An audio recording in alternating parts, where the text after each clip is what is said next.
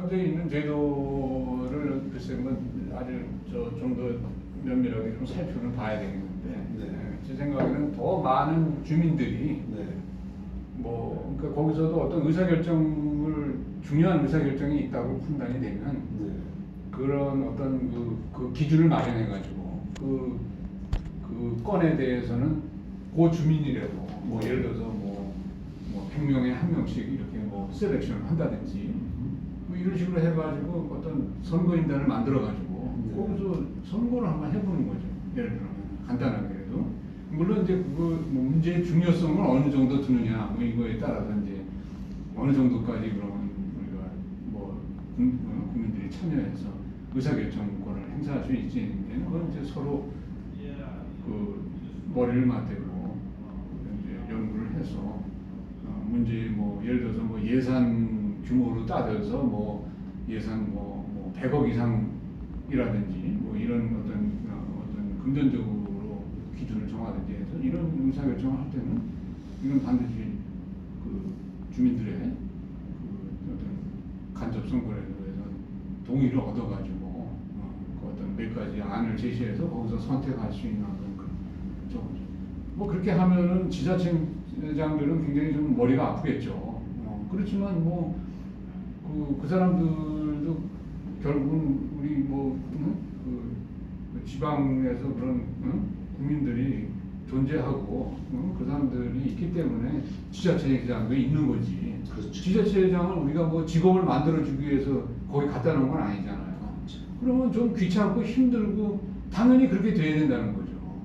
그 국민들의 그 이익을 대변하기 위해서는 그런 여러 가지 좀 수고로움도 그것도 마다하지 않고 그것을 해야 된다고 저는 그렇게 생각하고 그래서 그런 것도 그러니까 어떤 뭐 중요한 의사결정을 할 때는 그런 뭐 간선 투표라도 해서 결정을 할 수 있게끔 그렇게 규정이 된다면 그것 또한 뭐 어떤 직접 민주주의로 우리가 다가가는 방법이 아니겠느냐 이렇게 생각하고 있습니다. 그 의사결정에 대한 참여 이거 말고도 실제 그 지방자치 같은 경우에도 아직도 임명제 같은 것이 남아 있지 않습니까? 네. 어떻게 생각하세요? 근데 저는 그 부분은 잘 모르겠는데 직접 민주주의 얘기하실 때 방금 얘기 듣고서 떠오른 이슈가 하나 있었는데 밀양 송전탑 사건 있지 않습니까? 그 국민들 그 지역 사람들이 엄청나게 반대했는데 결국에 강행했잖아요. 밀어붙이고 이런 게 예, 우리가 이제 직접 민주주의가 만약에 좀 더 전방위적으로 도입이 된다면은 어떤 식으로 풀 수 있을까 이런 얘기를 해보는 게 좋은 예가 될 것 같아요. 의사결정 같은 것이 그렇죠. 배제된 거죠. 그렇죠. 완전히 주민 정작 그곳에 사는 사람들의 의사는 무시하고 거기에다가 송전탑을 설치하면 또 이제 국가 권력이 이렇게 개입돼서 그냥 진행되면은 속된 말로 뭐 까라면 까라는 식으로만 되면은 국민들은 그냥 뭐 들러리인 거죠. 자기가 사는 곳에서 자기네들이 원하는 식으로 뭘 할 수 없다. 네. 지방자치 같은 경우에도 사실 선출직이 임명되고 선출되고 나서 의사결정 같은 경우에는 주민들이 많이 이제 배제돼 있는 그렇죠. 그런 이제 네. 지금 그래서 이제 그 문제를 또 말씀하시니까 제가 이제 한 가지 더 그 생각이 되는 게 뭐냐면은 그 국민 소환제라는 걸 좀 생각을 해야 되겠어요. 네. 그래서 이제 아까 말씀하신 대로 그렇게 국민의 이익과 뜻에 반하는 그런 의사결정을 뭐 하는 그러한 그러니까 국민들의 이익을 돌보지 않는 그런 지자체장이나 네. 그런 선출직 이런 사람들도 만약에 그 국민들이 문제 삼아서 뭐 예를 들어서 한 10분의 1이라든지 뭐 이런 식으로 그 인원의 제한을 둬서 그 사람들이 만약에 원하지 않는 그런 그 일을 해서 문제가 되면은 그걸 그 사람을 소환해서 뭐 재선거를 하든지 일단 뭐 그런 문제를 삼을 수 있는 이게 국민 소환제의 이제 그런 국민 소환제가 이제 대표적으로 사실 잘못했을 경우에는 사실은 그렇죠. 선출시키죠. 어떤 그 하나의 뭐 어떤 그 견제 장치가 되는 거죠. 국민들이 할 수 있는 견제 장치.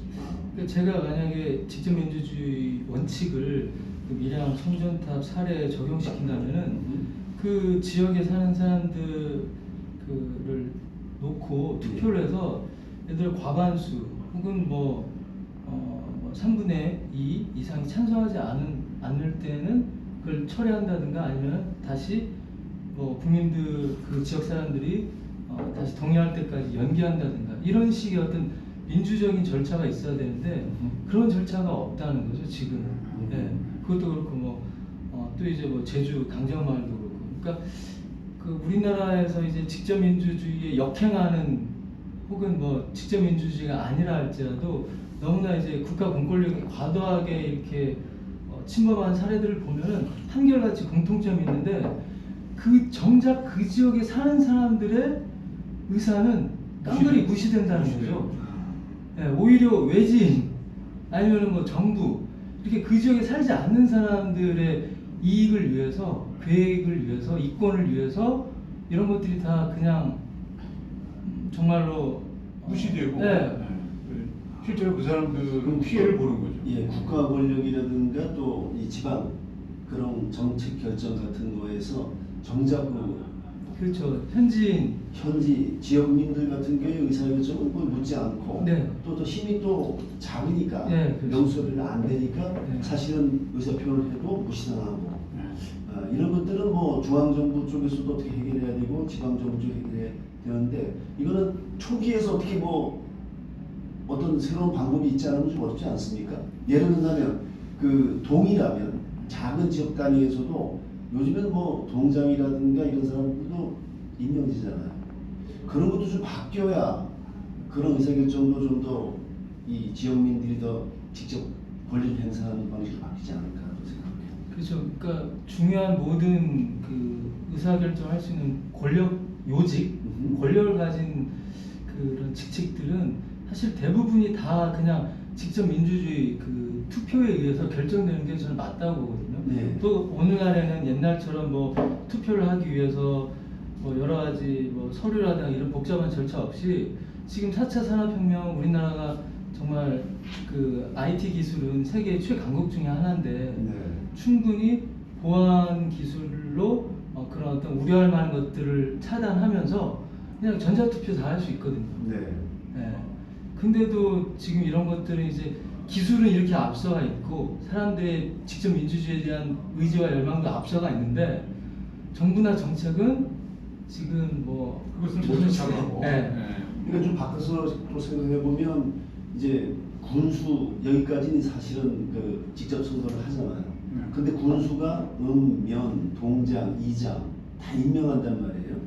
그러면 이 지역 현장 속에서 그분들이 사실은 지역민을 대표해야 되는데 그렇죠. 대표하지 않죠. 대표할 수 없는 네. 입장에 있는 거죠. 네.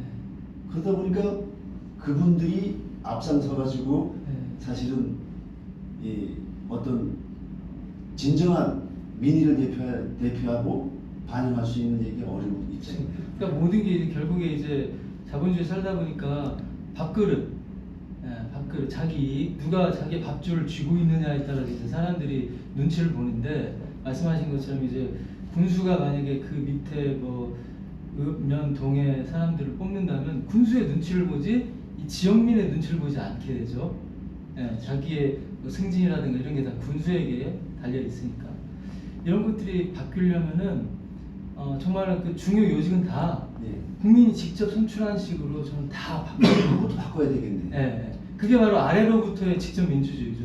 위로부터의 직접 민주주의는 또 이제 또 다른 얘기를 할 수 있겠지만 일단은 이런 그 가장 우리 삶과 밀착된 것부터 직접 민주주의를 실시하는 게 저는 맞지 않나. 이 법을 바꿔야 되잖아요, 그래서. 그렇죠. 그래서 이제 그게 개헌 문제를 이제 넘어가는 거죠. 이제 개헌을 이제 해서 직접 민주주의 체제로다 모든 걸 바꿔야 되고 그 관련되는 모든 법을 거기에 따라서 맞춰야 되기 때문에 사실 그것도 뭐 적은 일은 결국 아니죠. 헌법을 네, 바꿔야 된다. 네, 그렇습니다. 개헌 문제가 나올 수밖에 없는 겁니다. 그러니까 헌법을 바꿔야만 되는 게 있다면은 헌법을 바꾸는 것에 대해서 이제 국민 투표를 붙여야 될 거고 헌법을 바꾸지 않고도 뭐 대통령령이나 뭐 시행령, 뭐 자치령 같은 걸로 바꿀 수 있는 게 있으면은 충분히 바꿀 수 있는 거죠. 그런 법의 권한에 따라서. 그거를 뭐 제가 볼 때는 그런 게 법적으로다가 분명하게 헌법이라든지 이런 식으로 가지 않으면 대통령이 저는 그렇게 쉽게 그런 거를 이렇게 나서서 이렇게 할 것 같지가 않습니다, 진짜. 그러면 이제 헌법을 바꿔야만 네, 그렇죠. 이제 지역 현장, 마을 네. 이런 단위까지 직접 민주주의가 구현된다. 네. 이런 얘기로 직접 민주주의에 대한 뭐- 기대와 이런 걸 좀 정리를 하고 예.